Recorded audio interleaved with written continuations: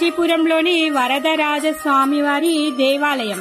ఇక్కడ వరదరాజ పెరుమాళ్ అభయహస్తంతో మా శుచః అని చెప్పేసి మనందరికి దర్శనం ఇవ్వబోతున్నారు. వరదరాజ పెరుమాళ్ కి జై.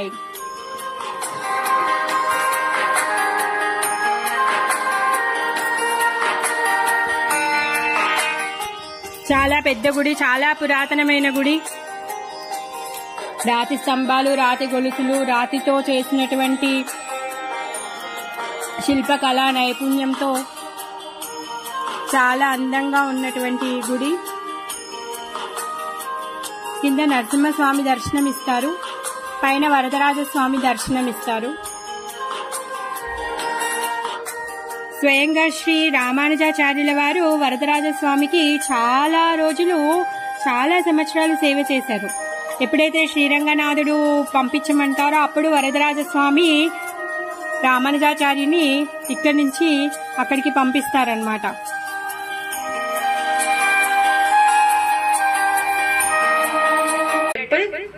పెద్ద టెంపుల్, ఇంటి పేరు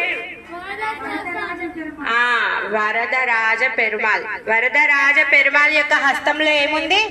మా శుచః అనేసి రాసి ఉంది. వరదరాజ పెరుమాళ్ హస్తంలో ఆయన అందరికీ వరాలను ఇవ్వడానికి సిద్ధంగా ఉంటారు, అందరినీ రక్షించడానికి సిద్ధంగా ఉంటారన్నమాట. సో ఈ వరదరాజ పెరుమాళ్ యొక్క మందిరము మనం మెట్లెక్కేసి వెళ్ళాం. ఒక 24 మెట్లు ఉన్నాయి. గాయత్రి మంత్రంలో 24 అక్షరాలకి ప్రతీక, 24 తత్వాలకి ప్రతీక అని చెప్తారనమాట. వరదరాజ పెరుమాళ్ ఉన్నటువంటి అది చిన్న పర్వతం అన్నమాట. ఆ పర్వతం ఎలా ఉంది అంటే ఏనుగులాగా ఉందంట, ఏనుగు ముఖం లాగా ఉంటుందన్నమాట. అందుకే దాన్ని హస్తగిరి అనేసి అంటారు. ఈ తమిళ్లో అత్తిగిరి అనేసి అంటారంట. ఆ ఏనుగు ముఖంతో ఉన్నటువంటి పర్వతం కాబట్టి అత్తిగిరి పర్వతము అనేసి అంటారనమాట. తర్వాత మనం పైకి వెళ్ళేటప్పుడు కింద యోగ నరసింహస్వామి దర్శనం చేసుకున్నాం. ఆయన కూడా మంచి స్మైల్ ఇస్తున్నారు నరసింహస్వామి. అక్కడ కూడా మంచిగా బుగ్గ చెంపలు వేసుకుంటూ ఉన్నారు ఆయన. అక్కడ ఉత్సవ విగ్రహం పేరేమో దేవరాజన్, అమ్మవారి పేరు పెరుందేవి. ఫస్ట్ పెరుందేవి అమ్మవారి దర్శనం చేసుకున్నాకే మనం వెళ్ళాం కదా. ఆ విధంగా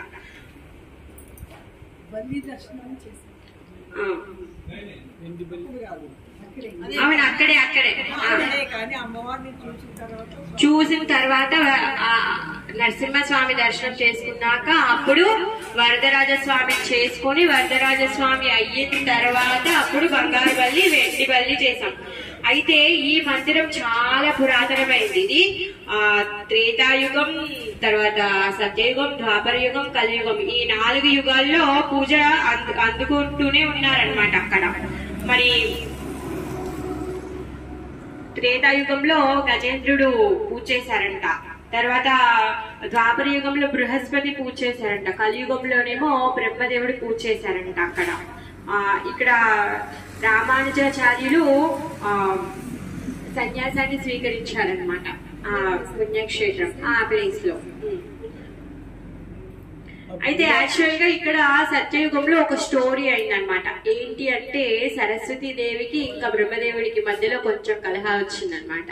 కొంచెం తగద పడి వీళ్ళిద్దరు అలిగితే బ్రహ్మదేవుడు ఏం చేశారు, తను వచ్చేసి మరి ఆయన పని ఏంటి, రోజు నిత్య అగ్నిహోత్రం చేస్తూనే ఉంటారు. తను ఏదో ఒక యజ్ఞము, యాగము, తపస్సు, అర్చన ఇది ఆయన చేస్తూనే ఉంటారు. మరి ఆయన అక్కడ కూర్చొని యజ్ఞం చేస్తున్నారు, హస్తగిరి దగ్గరికి వచ్చి యజ్ఞం చేస్తున్నారు అనమాట. మరి యజ్ఞం చేసేటప్పుడు భాగస్వామిని ఉండాలి. మరి సరస్వతీ దేవి లేకపోతే గాయత్రి అమ్మవారిని కూర్చోబెట్టుకొని తను యజ్ఞం చేస్తున్నారు అనమాట. అది చూసిన సరస్వతీ దేవికి కోపం వచ్చింది.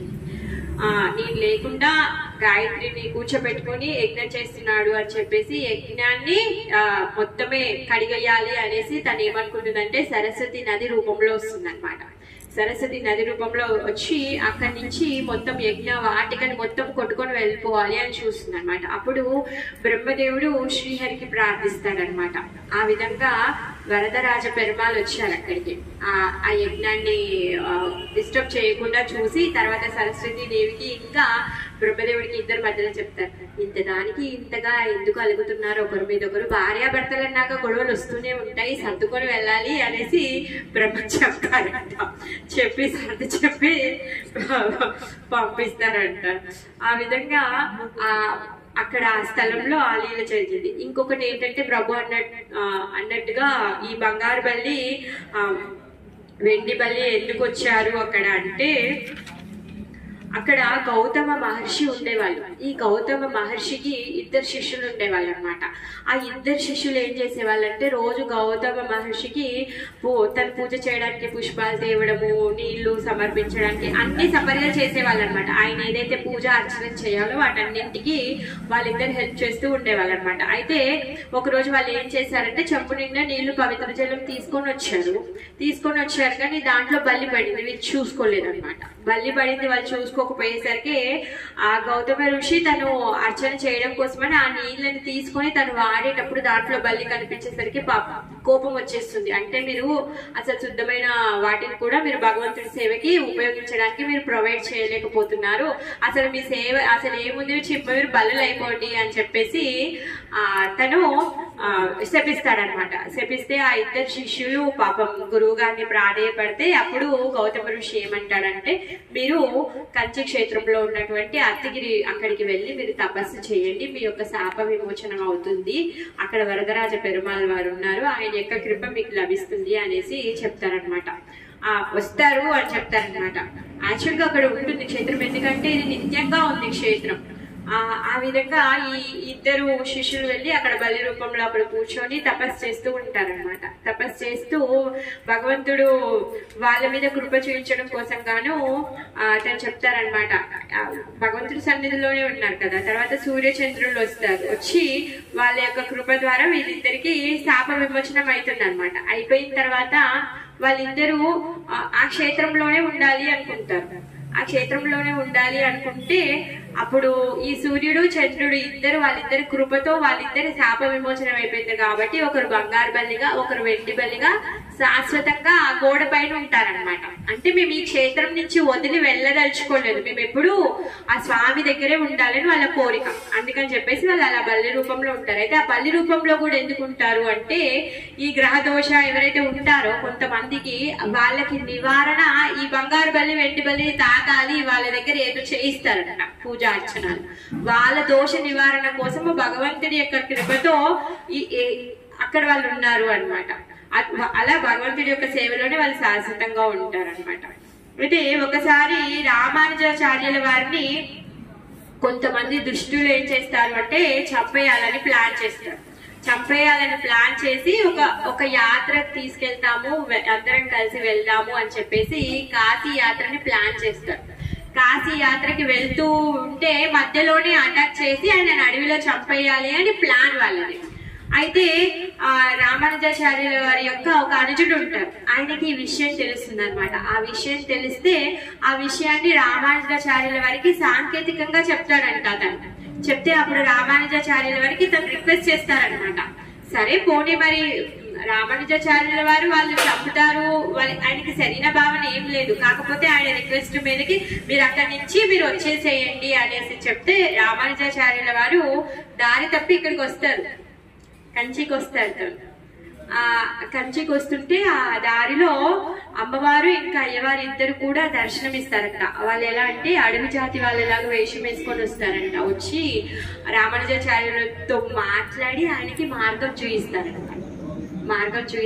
అలా అంటే దారి తప్పారు కదా, మార్గం చూపించి మీరు ఇలా వెళ్ళండి అనేసి చెప్తారంట. వాళ్ళు దాహం వేస్తుంది అంటే అప్పుడు రామానుజాచార్యుల వారు ఒక బావిలో నుంచి నీళ్లు తీసిస్తారంట. సో ఆ బావి ఇప్పటికీ ఉంది అని చెప్తారనమాట. ఆ బావి నుంచి నీళ్ళు తీసుకొచ్చి అమ్మవారికి ఎవరికి అభిషేకానికి వాడతారంట. ఆ విధంగా ఇంకా రామానుజాచార్యులు ఏదైతే 6 ప్రశ్నలు ఉన్నాయో ఆ ప్రశ్నలకి సమాధానము వరదరాజస్వాముల వారి యొక్క కృపతో ఆ సమాధానం ఇక్కడే దొరుకుతుంది అనమాట. అటువంటి చాలా పెద్ద ప్రసిద్ధమైన క్షేత్రం అనమాట ఈ వరదరాజ పెరుమాళ్. ఓకే, సో వరదరాజ పెరుమాళ్ కి జై, హస్తగిరి కి జై.